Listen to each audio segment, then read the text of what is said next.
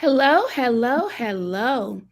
Welcome to tonight's Canon Conversation. I am so excited to be joined tonight by author Reverend Shantell Hinton-Hill, who is here with us to discuss her newest book, Love Auntie, Parables and Prayers for Sacred Belonging. Shantell is the ultimate Renaissance woman. An engineer turned pastor, Shantell situates her work at the intersections of social justice, public theology, and Black feminism and womanism. A native of Conway, Arkansas, Shantell is a devoted mom, wife, sister, daughter, and friend. She obtained a Master of Divinity from Vanderbilt University Divinity School. She also earned a Bachelor of Science in Electrical Engineering from Vanderbilt University and a Master of Science in Electrical Engineering from Colorado State University.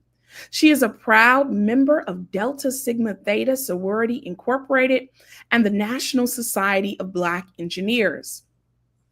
Reverend Shantell is an ordained minister in the Christian Church Disciples of Christ. Her vocational experiences include work as a process control engineer, a Bible teacher, and as assistant university chaplain at Vanderbilt University.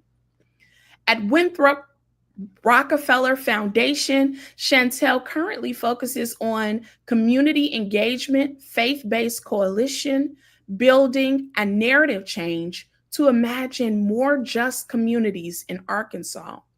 Notable markers of her work include the recent formation of the Micah Fellows Program, a fellowship opportunity bringing together faith leaders to expand their theological education and practice while receiving grants and training to focus on economic justice and advocacy. She is currently a PhD student in the Sacred Rhetoric and Communications program at Clemson University. And she is a published author whose work centers wholeness and thriving of Black women. Her latest book, which we'll be discussing tonight, Love Auntie, Parables and Prayers for Sacred Belonging, has just been released. So if you don't have your copy, go on over to Amazon and order it now.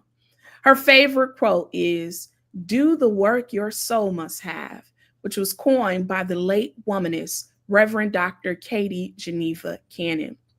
For those of you who do not know Reverend Shantell Hinton-Hill, welcome to you and welcome to joining us as we have an exciting conversation tonight. These Canon Conversations represent a new webinar series that are intended to discuss all things womanist wisdom and to support and encourage new titles, writers, and womanist ideas. Welcome tonight, Reverend Shantell.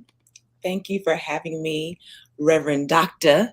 Melanie. It is so awesome to be here. It's just a full circle moment. You know as well as I do the giants who have spoken into our lives and changed us with their scholarship, with their ministry, and with their presence. And so I do not take it lightly to be joining you here tonight. Let's jump right in. We're here to talk about your new book, which I have a copy of, and so excited to just open the pages and to dig right in. How did you come to write this book? Tell us a little bit about your journey. It was a long journey, from my thesis at Vanderbilt Divinity School as a little Master of Divinity student to now. Many of the inklings and the beginnings of this book happened while I was in divinity school from 2013 to 2016. That is when I was introduced to womanism and womanist theology by my academic advisor, Reverend Dr. Stacy Floyd Thomas, and Dean Emily Towns. And that was a time in my life where I feel very strongly that Black women's wisdom, their leadership, their presence radically shifted the trajectory of my life. And so Love Auntie is really a testament to that time and the presence that I feel that all Black women hold in our lives as we continue to grow and evolve, especially leaning into our faith identities. What influenced Love, Auntie? What influenced the title of the book? So, some of the things that I think I've wrestled with the most since seminary is how do we take that which we learned in that ivory tower and make it extremely accessible for everyday people? I have always been one who is deeply proud of my rearing and my being raised in the Black church. I'm a daughter of the Black church. And so it has never left me that I want to be able to use what I learned in seminary to help everyday people in the church. And for me, Love, Auntie was a way to get at that because it gave me language and a way to contextualize what womanist theology is in a daily experience that mostly everybody has. Everybody knows what it is to have an auntie. Everybody knows what it is. Well, I pray that everybody knows what it is to have an auntie. I don't want to make that assumption. But for those of us who have aunties, we understand them as other mothers. We understand them as wells of wisdom. We understand them as our saving grace when we did not know any better. And so Love, Auntie became a way for me to contextualize what I learned about womanist theology in the ivory tower and bring it to everyday people who are just looking for a way to be ministered to. Yeah. For those of y'all who are joining us online, go ahead and drop a note that you're joining us. Let us know where you're joining from as we continue this conversation. So I mean, you've already kind of touched on this in terms of Auntie may be a claim that many of us resonate with. Who are the aunties that you write on behalf of? Man, I got to start by naming my blood aunties, my Aunt Sarah and my Aunt Vicky, who are the only two aunties I have by blood. But I got so many aunties by bond that it don't even make sense. The other mothers that helped raise me when my mama was trying to make $1 out of 15 cents. My Aunt Maria, my Aunt Flo, all those women who came and saw after me when my mom was at work. I speak of those who are our honorary aunties. So there's Maxine Waters. There is Auntie Tab, who everybody loves Auntie Tab.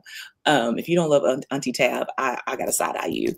We have Auntie Oprah. We have Auntie Angela Bassett.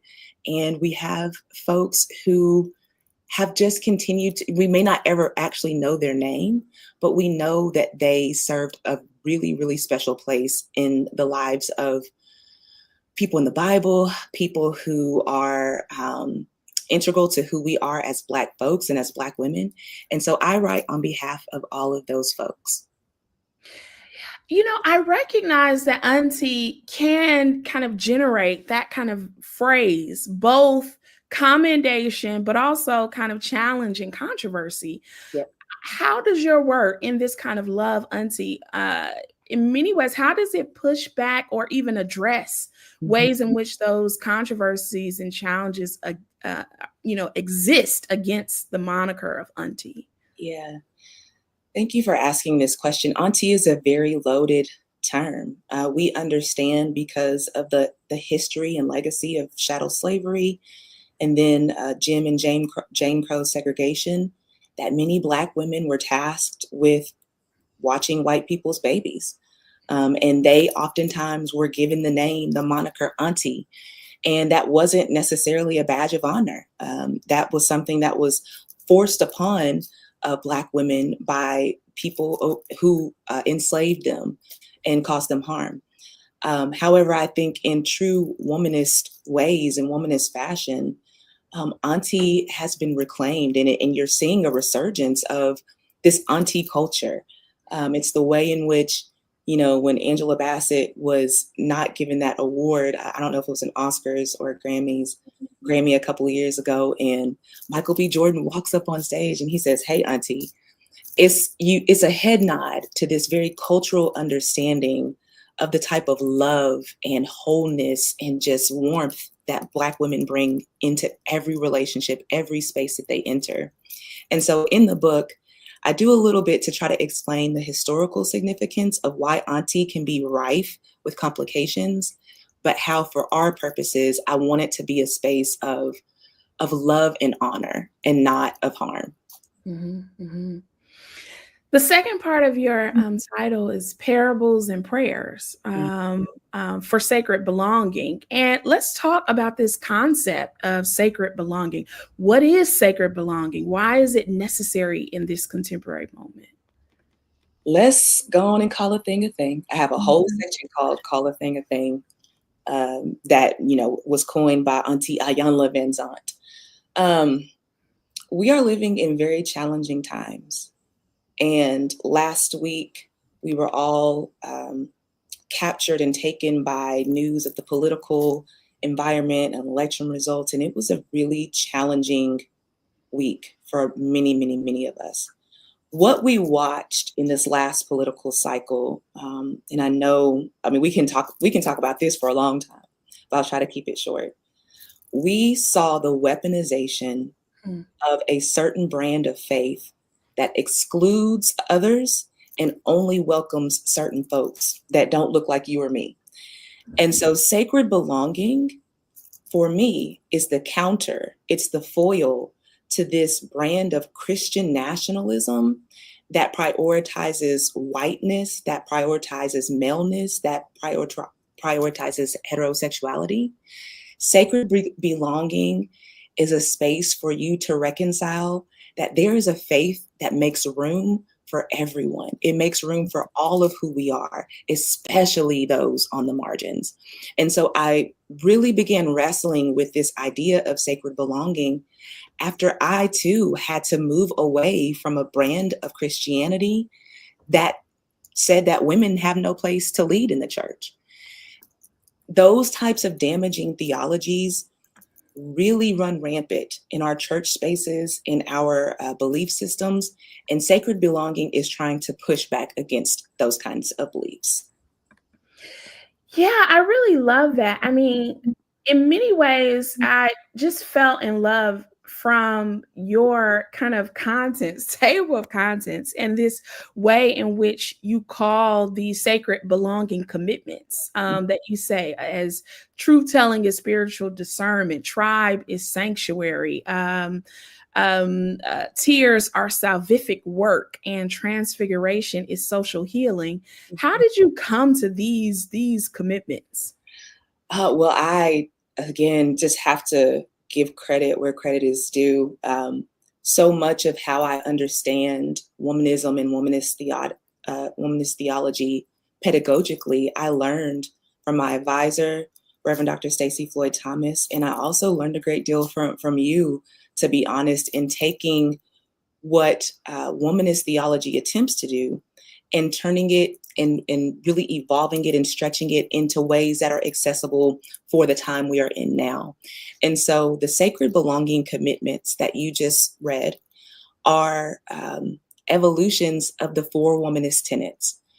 So for those of us who are learning or are new to womanism, please allow us this opportunity to talk you through what this means, because we don't want to make any assumption that people understand what womanism is and what womanist theology is.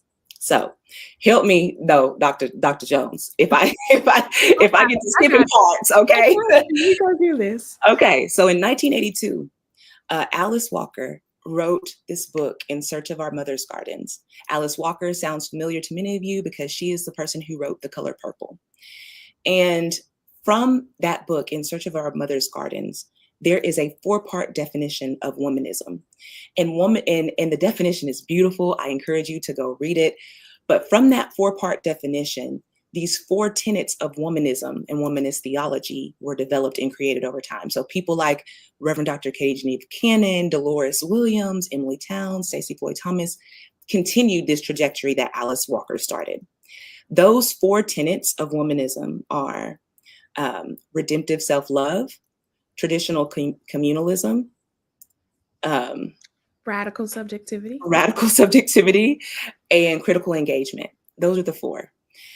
From those 4 tenets, which if you read Deeper Shades of Purple by Dr. Stacey Floyd Thomas, you will get a full-on lesson into all of those. And you can also read Intro to Black Church Studies. Wonderful, wonderful resource.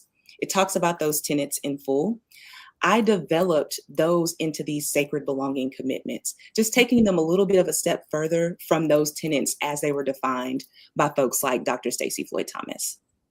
Yeah, I love that you're making this connection for folks. And in this sense, right, making it relevant to a contemporary time. You're right. I think that womanism has some work to do, and I'm a part of helping to extend that work from translating these conversations that we often have in seminaries or in classrooms to a larger public audience. Mm-hmm. And the framing of these commitments that parallel, when you talk about truth telling, that definitely is aligned with radical subjectivity. When you talk about tribe is sanctuary, that's definitely right, traditional communalism and so forth, right? It helps to kind of pinpoint or help people engage these tenets in ways that might be much more accessible. Yeah. And let me say one more thing, because you asked me the question and I got so into the history lesson that I didn't close the loop. So very simply, truth telling as spiritual discernment says we as people of faith have an obligation and a duty to speak truth to power and speak to systems of oppression as sin. A lot of times we fall back on this individualism that happens in Western context, and it allows us to bury our heads in the sand when we see very egregious things happening to people who are being oppressed. And so truth telling as spiritual discernment helps us to understand we have a duty. As a matter of fact, it is a faith practice to speak out against injustice for the well-being of others who are in harm's way. And then we have tribe as sanctuary. This means that our chosen tribe are the people where we should always feel safe. That even if you never feel safe in the four walls of a church, you create a community where you can be fully seen, held, and heard. Tears as salvific work makes the assertion that salvation is not an individual one-time event, that tears are often the ways to which we can surface years of pain that we never talked about, and that it helps us to participate in saving our own selves. Culturally, we know that we are oftentimes steered away from lament, steered away from sadness, steered away from grief. So this is a means to press against that stoicism that is so deeply entrenched in the Western world and in a whitewashed world. And then lastly is transfiguration as social healing. You'll find a story, not to get too much into the book because I want you to read it, but in Transfiguration as Social Healing, I tell this story about the moment when my grandmother removed the white Jesus picture that she had in her house. Everybody grandma had that white Jesus picture from 1940 with the blonde hair and the blue eyes, okay? But when I was like 16, she got like this really huge African version of a Jesus. He had locks. He had like a fist up. I was like, okay, grandma, like I see you. And it was in that moment that I saw Jesus differently, transfigured, if you will, that I began to understand the depth of what Black identity and Black theology and womanist theology could mean for me. And so in that section, you will understand that I'm asking you to allow Jesus to be seen anew and differently than the ways that he is typically preached in very evangelical spaces. I just love this notion that you talk about as auntie epistles. Tell us about that phrase and how each chapter is really a letter to a particular group. Yeah. So we know that epistles, as found in biblical text, are all in the New Testament, and like Paul and all of them wrote these letters to specific churches Corinthians, Church at Corinth, and others. And so I tried to play on that idea that there are particular groups of people that I wanted to speak directly to, using my own personal experiences. That's why there's parables in there, to really explicate a deeper truth and help people contend with the here and now and what is to come. And so you'll find letters to hardheads, that's people who learn the hard way. You'll find a letter to our love makers, that's women who are normally seen as promiscuous, but are typically just self-possessed. And you'll find letters for I think everybody. I feel like you'll be able to see yourself in letters that aren't even addressed to your specific group. Mm-hmm, mm-hmm. So, I mean, is there really a who? I think you're answering that in terms of who is the intended audience for the book. It's a little something for everybody there. But who do you intend for this book to really be targeted towards? That's a really good question. There is a way that I feel like anybody can find themselves in the book, even if you're not a person of faith. But I will say that I wrote this first and foremost for the part of myself that still feels like I don't belong at church. That still feels like I'm a bit of a misfit. All through the time that I was trying to answer my call to ministry and really start to become who I would as a minister, people would tell me, you don't preach like no regular preacher. You sound like a poet, or, women can't really preach because, you don't know how to hoop and you don't know how to sing. So there are all these things about what I wasn't that really made me start to grapple with, well, who am I? And so I believe that first and foremost, this book is going to speak to people who are going from faith to faith, whether that's deconstructing their faith or going to a different level of faith, and those who are really tired of the ways that church as usual is not speaking to issues of justice, issues of gender, of race, of class. And so I really feel like this book is for those who are searching for a deeper level of faith. I love that. You already shared that this, in many ways, when you point to these sacred commitments, are an extension of the womanist theological tenets from Dr. Stacey Floyd Thomas, and ways that tradition continues to build. Mm-hmm. How do you think this book contributes to the womanist theological tradition?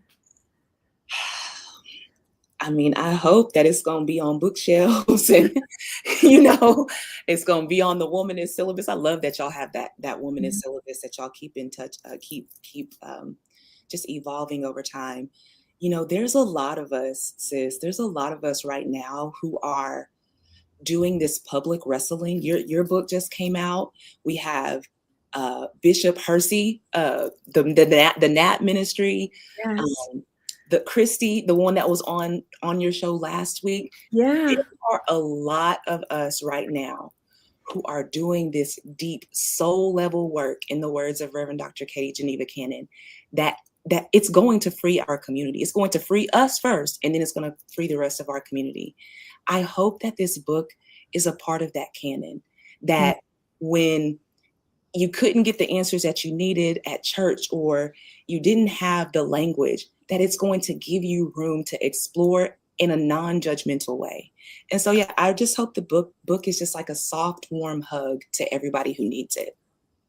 It certainly is. And I would also, I said this with Christy last month when we talked about womanish theology, but you're exactly right. I think there's something really opening up in terms of what I would name as millennial womanism or fourth wave womanism, in terms of these ability to translate deep theological questions, but also womanist approaches to popular audiences that bear witness to perhaps the academy, but certainly bear witness to folks to have everyday access. And you and your work, for sure, is certainly in that number.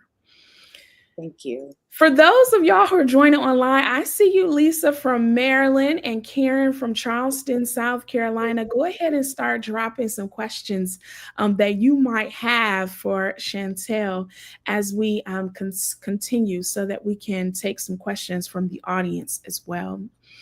I always ask this question to everyone we bring. What was your most significant discovery while writing this book? Child, let me tell you. Today, today I was at the recording studio because I'm doing an audiobook version of the book. So y'all stay tuned. If reading for a long time is not your thing, there will be an audiobook version. And baby, that thing caught me up so deep. I was weeping in there. I mean, weeping, trying to get through this one section because it was a section about tears as salvific work. And there's something that caught me after I reflected on what was happening. And I think that you will understand and appreciate this. Writing is a sacred act and a spiritual discipline. Mm-hmm. And the ways that spirit will meet you and God will move you and move that pen in ways that you know it's not you. It's the ancestors, it's God, it's everything that's pushing you to put this down on paper. I walked away from that book changed, just having written it. And so I really, really believe that this sacred act of writing, especially as a womanist way of exercising our faith, is going to be the key for many of us to get free. Yeah. I really appreciate that. And part of it is because I think not only do you talk about the spiritual practice of writing, but also it's felt in terms of the way you incorporate different kind of literary styles, from poetry to prayers, to story and narrative to personal testimony. Can you talk a little bit about your writing process in terms of your decision to incorporate poetry, testimony, and narrative in your writing? It's a really excellent question.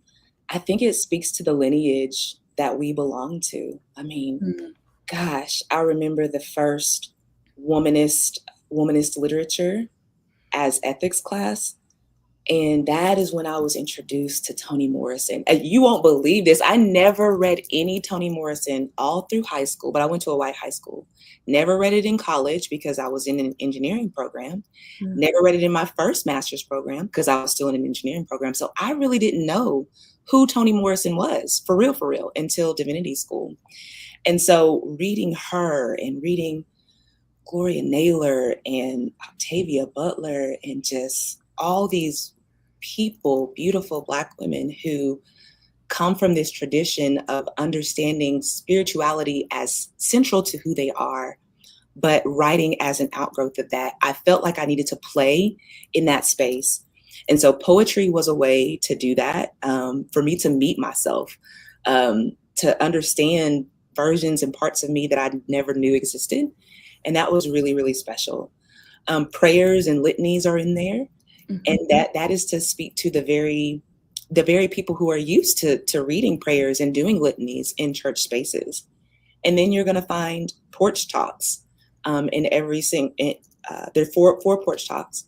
And on the porch talks is where I try to contextualize the sacred belonging commitment with popular culture.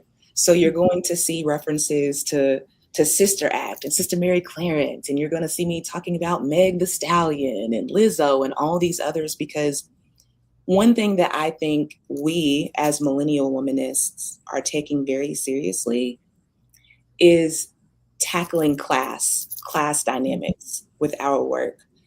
I will not be able to hopefully stand before God one day and want to hear God say, "Well done," if I don't go and get everybody along the way that I can take with me, right? That means that if my sis don't got no GED, she should still be able to read this book and see herself in it somewhere. And if it means that, hey, I'm talking about movies, I'm talking about whatever pop cultural reference that makes sense for the point I'm trying to make, that's what I want to do. And so I'm really, really hopeful that all the ways that I play with poetry and pop culture and prayers are going to draw people in from all walks of life. Yeah, I'm teaching Womanist Literature now. We're teaching, we just actually finished up our Afrofuturism genre as a section, and just read for the first time. It's a new volume out called The Black Girl Survives This One, Oh, edited by Tana and Reedu and some other folks, talking about Black women in horror and how Black women are not the final girl. But when you talked about Womanist Lit, it brought to my mind, and I see Dr. Russo here reflecting on this too, that often folks' introduction in seminary, they are first being introduced to people like Morrison, Octavia Butler, Ntozake Shange, and so many others, mhm. because as Dr. Katie Geneva Cannon taught us or told us, that really the Black women's literature is a repository not only of Black life and Black women's experience, but there is so much God talk. Yes. It is just fluid throughout the work. I mean, you can't miss in Beloved, right? The clearing and what Baby Suggs is doing. You can't miss all throughout, just in Parable of the Sower, how Lauren Olamina, the main character, is giving us new visions of theology, that Mhm. maybe God isn't static, right? Yes. That God is change, right? You just can't miss the way in which these writers are reinterpreting and pushing against. I mean, even from The Color Purple, right? The kind of God, when Shug tells us, my God ain't in church, but Thank you. I brought God to church, and there's something that I possess within, right, that makes me be able to share the divine with others rather than going to see God, right, at church or to feel God in a particular place. Mhm. Lisa Fisher says she came to this session because she spent 8 months with one of her aunties in another state. And Mm. she's just beginning to process the full of 2023 because of it. Welcome to Abby Ambroso at Holden Village, who's at a retreat center in the mountains in Washington State. Mhm.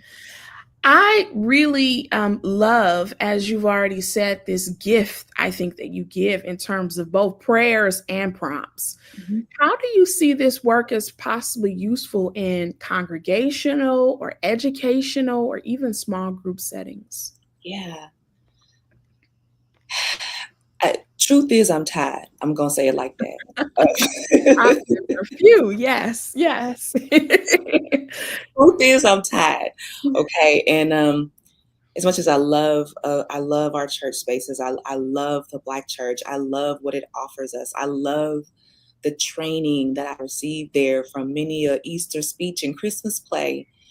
There are ways in which we are needing to contend with a major pivot that must happen in the church. I think that beyond that sacred preaching moment, which I will never discount or dismiss, we know that there are people who are gifted to preach and pastor and take up the mantle of the sacred desk every Sunday. But after Sunday, there's a Monday through a Saturday where people need to be ministered to, and it has to be dialogical. We cannot continue to fall in line with a faith that requires one-way talking and yelling at people. And I love a good shout. I do. I love a good shout. I love a good, let me get my dance in, let me scream, holla and Terry, go into tongues. I can do all those things. And there's room for contemplative reflection. And there must be room for contemplative reflection in our faith spaces right now. And so I believe that the prayers, the prompts, the rituals that are in there will be ways for churches, for small groups, for even people who are just people of faith who want to meet outside of a church setting, to have these robust conversations that sometimes get missed as an opportunity or just missed in translation on a typical Sunday morning, right? I think that there's got to be more space for us to reimagine and re-explore theological education as part and parcel of what we're doing at church, not just Sunday school, right? But if they're gonna be banning books, right? Mhm. If we know the public institutions and the systems of education that right now are controlled by those in power, many of those people don't look like us, we run the risk of losing the archives, losing connection to the very sacred literature that Dr. Rousseau is talking about. We have to take seriously what this political moment means for how our churches have to become clearing spaces for not just sacred proclamation about Jesus, but sacred proclamation about who we are and who we will continue to be. Mm, I love that. I love that. Yeah, this sense of being able to show up in these spaces as our full selves Mhm. and finding belonging. Yeah. Right? Sacred belonging is truly, I think, what you're after. Mhm. Lisa says she wants the audiobook, so kudos to you. When it drops, let It's, us know for it's sure. in drops. We'll get that out. I always wonder, I mean, you talked about introductions to these Black women thinkers, but who are your writing muses? Mhm. Goodness, there are so many. I've already named Toni Morrison, Zora Neale Hurston. Um, I really like Jasmine Mans. Her Mm. poetry is amazing, like amazing. Cole Arthur Riley. I do lots of shout outs to people in the book. So let me go back. I like LaVon Briggs, um, Bishop Hersey for sure. I have right here, yeah, I have LaVon Briggs's book. I have Dr. Tamara Lomax's book. Y'all need to be on Tamara because she be talking. Um, so yeah, all of these Black women in the womanist and Black feminist space have truly, truly been lifesavers for me and people that I look to as I write. Wonderful, wonderful. If y'all got questions for Shantell, please drop them in the chat. So the book is out. Folks are getting it in Amazon or whatever ways that it comes.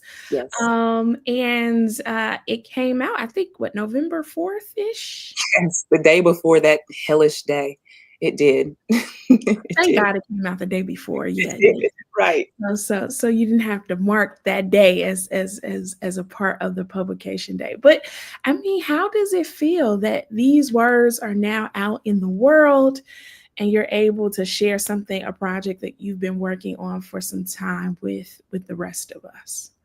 Extremely vulnerable.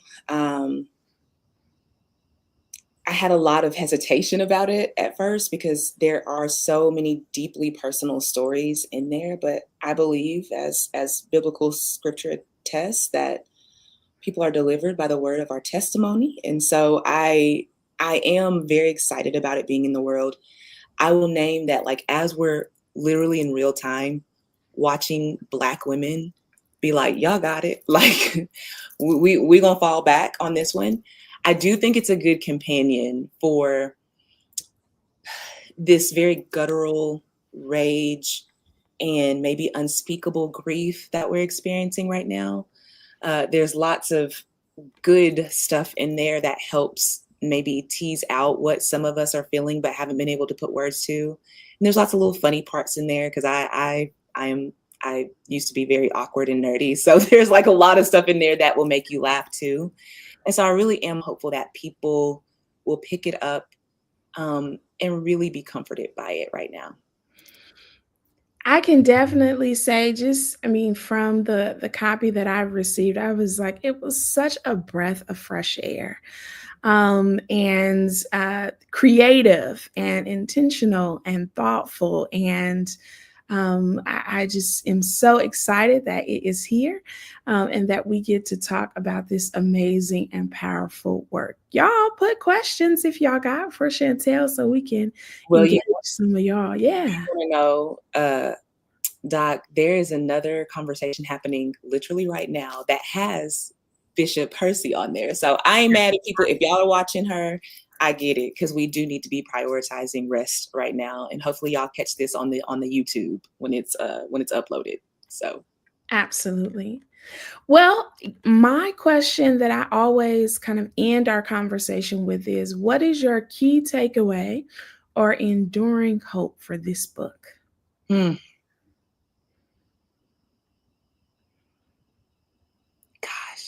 that's such a good question.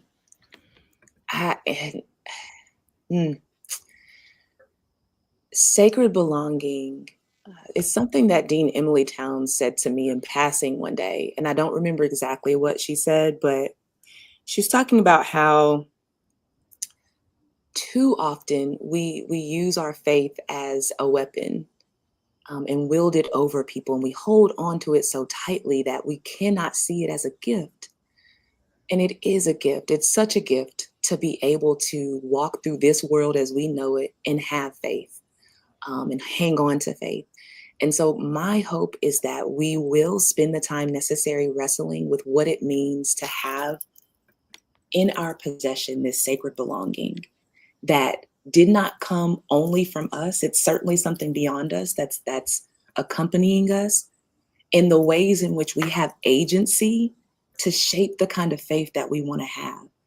Everything that was given to us from generations before, ain't stuff we got to carry with us, especially if it ain't working no more, right? And so my deepest hope is that we understand sacred belonging as an exchange, as a space where we get to grow and become and wrestle, challenge and shape God. Let's talk about Lauren Olamina and Octavia Butler. Like, we get the chance to do this in ways that are life-giving to us. And that would be my main hope, is that sacred belonging gives us room to imagine faith in new ways. I see Abby asking or saying in response that as a white pastor serving in a white denomination, I'm finding womanism a liberating word that we all need to hear.